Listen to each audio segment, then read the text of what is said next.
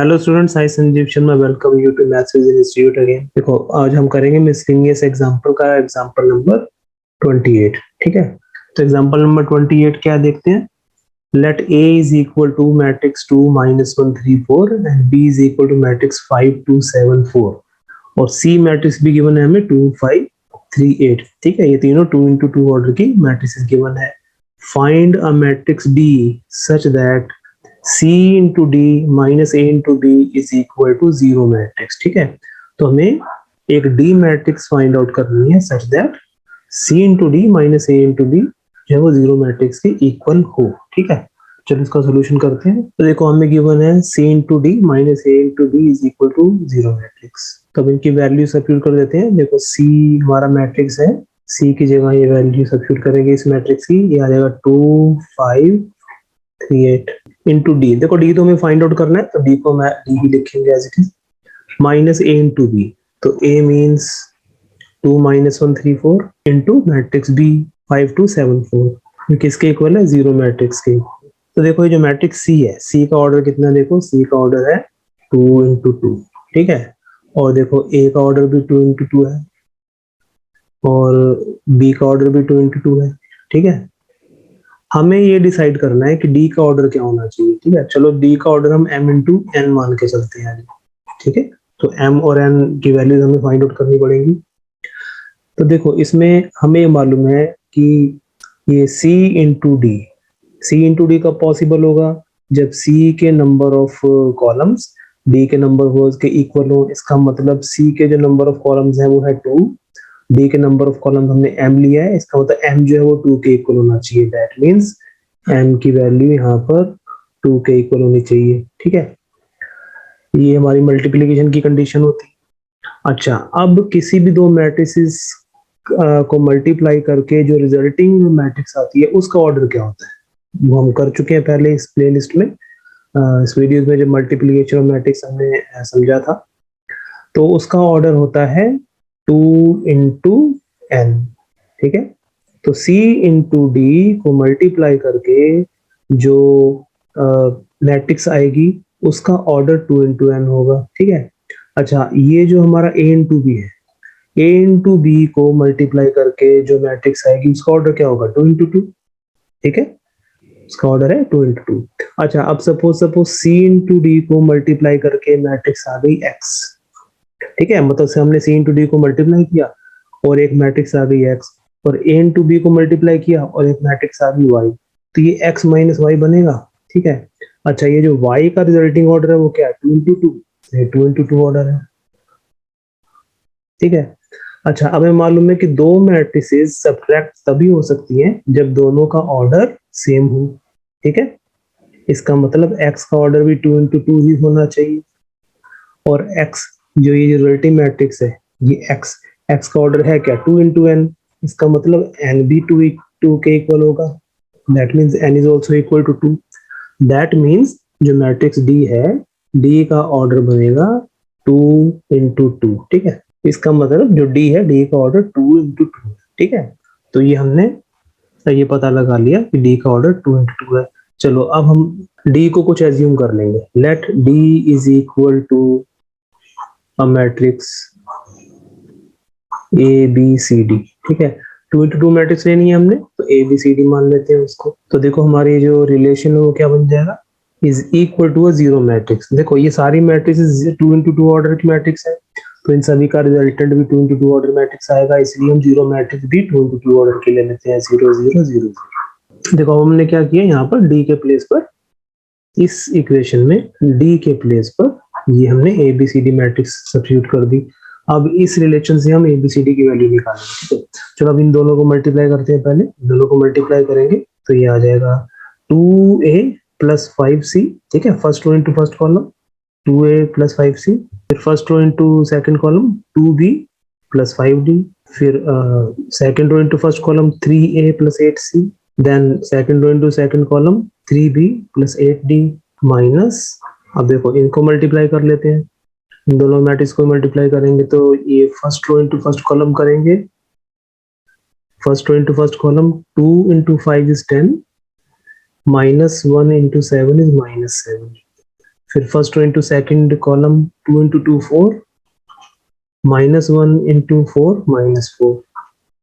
फिर है second row into first column, 3 into 5 15 minus 4 into 7 28। then second row into second column, 3 into 2 6 plus 4 into 4 16 is equal to 0 0 0 0। Sorry यहाँ पर ये plus आएगा, ये plus आएगा, ठीक है, क्योंकि 3 into 5 15 plus 4 into 7 20। ठीक है, तो चलो अब आगे करते हैं इसको।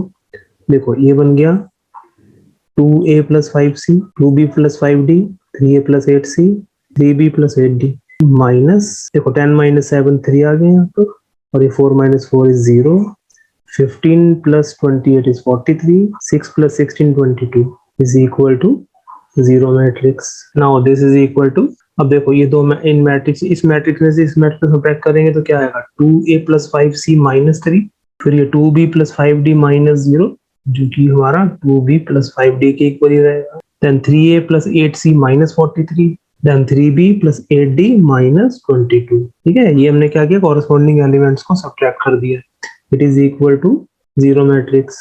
ठीक है, अब देखो इसको कंपेयर करते हैं। अब ये दोनों मैट्रिक्स इक्वल हैं, तो हमारे पास क्या आ जाएगा, 2a plus 5c minus 3 is equal to 0। ठीक है, तो देखो अब 3a plus 8c minus 43 is also equal to 0। इसको इसके नीचे लिख लेते हैं, 3a plus 8c minus 43 is equal to 0। ठीक है, तो देखो ये सेम वेरिएबल्स वाली मैट्रिक्स एक साथ ले लेंगे। ठीक, अब इनको सॉल्व कर लेते हैं, ऐसे इन दोनों को भी सॉल्व करना पड़ेगा। अब इनको सॉल्व करते हैं, इसको इक्वेशन 1 कर लेते हैं, इसको इक्वेशन 2 कर लेते हैं। ठीक है, तो अब देखो इसमें हम एलिमिनेशन मेथड अप्लाई करते हैं, जो 10th क्लास में हमने सीखा था।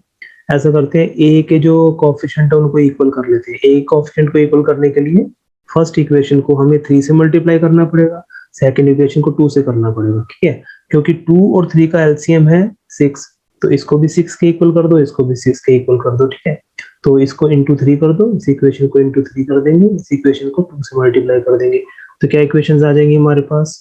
इसको 3 से करेंगे तो 6a plus 15c minus 9 is equal to 0। ठीक है, इसको 2 से करेंगे तो ये आ जाएगा 6a plus 16c minus 86 is equal to 0। अब इनको सब्ट्रैक्ट कर दो। ठीक है, नीचे की इक्वेशन को सब्ट्रैक्ट कर देंगे, नीचे के साइन चेंज हो जाएंगे। ठीक है, ये कैंसिल, तो 15c minus 16c is minus c, और -9 plus 86 is equal to plus 77 is equal to 0। ठीक है, तो यहाँ से देखो c की वैल्यू क्या आ गई। ठीक है, यहाँ से देखो minus c is equal to -77 हो गया, माइनस माइनस कैंसिल, तो c की वैल्यू आ गई 77। ठीक है, तो ये हमारे c की वैल्यू आ गई। अब ये जो c की वैल्यू आई है, इसको इक्वेशन 1 या 2 में से किसी में सब्स्टिट्यूट कर देते हैं। ठीक है, तो उससे हम a की वैल्यू निकाल लेते हैं। तो substituting value of c in equation 1, we get 2a plus 5 into 77 minus 3 is equal to 0। This is 2a plus 5 into 77 is 385 minus 3 is equal to 0। So this is 2a plus 385 minus 3 is 382, 382 is equal to 0। So 2a is equal to minus 382।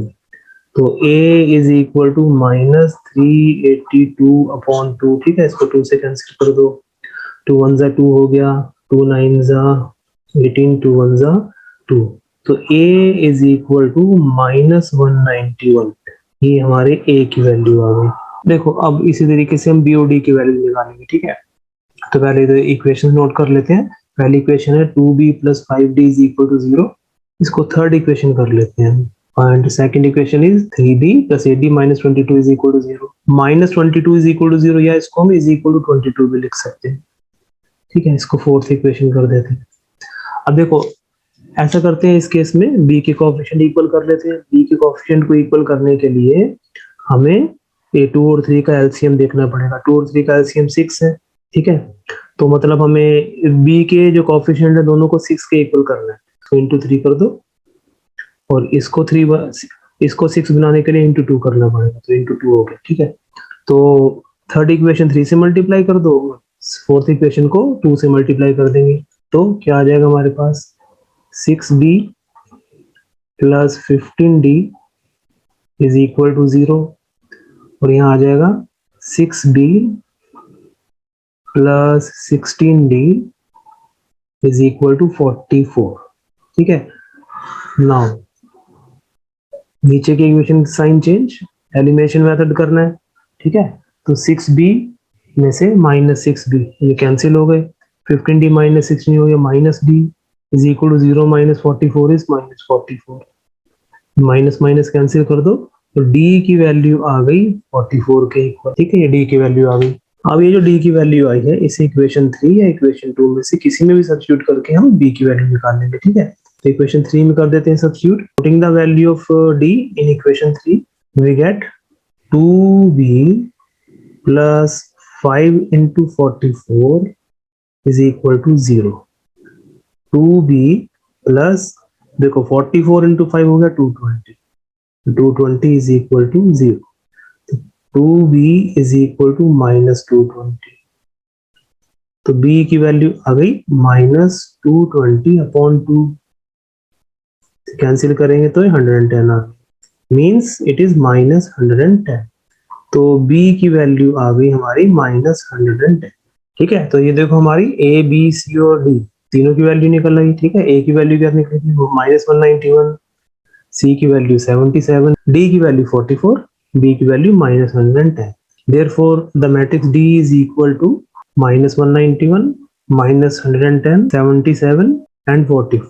ये हमारी required matrix आ गई d की value. ठीक है, I hope आपको ये video पसंद आई होगी, आपको ये क्वेश्चन अच्छी तरह समझ में आ गया होगा। ठीक है, अगर आपको क्वेश्चन अच्छी तरह समझ में आ रहे हैं, वीडियो पसंद आ रही है, तो आप kindly like share and subscribe my channel. ठीक है, एक लाइक जरूर करना और सब्सक्राइब करना चैनल को, जिससे कि आपको मेरी अपकमिंग वीडियोस मिलती रहे। आपको मेरी वीडियोस कैसी लगी कमेंट बॉक्स में जरूर बताना। ठीक है, बाकी हम नेक्स्ट वीडियो में मिलते हैं। Till next video, bye everyone and thank you so much.